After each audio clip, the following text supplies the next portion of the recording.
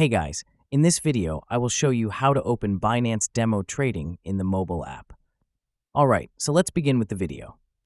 First things first, pick up your mobile device and locate the Binance app. From here, you'll navigate your way into the world of demo trading. Now, tap on the More options, and you will be taken to this page. Here, scroll down and under Common Features section, locate Demo Trading. Once found, tap on it and you're stepping into a simulated trading environment that mirrors real market conditions. It's a brilliant way to get comfortable with the interface and test potential strategies without the fear of losing money.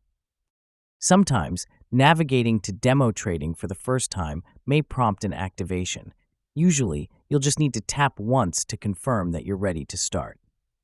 By following these steps, you've successfully set up a Binance Demo Trading account on your mobile app. And that's it.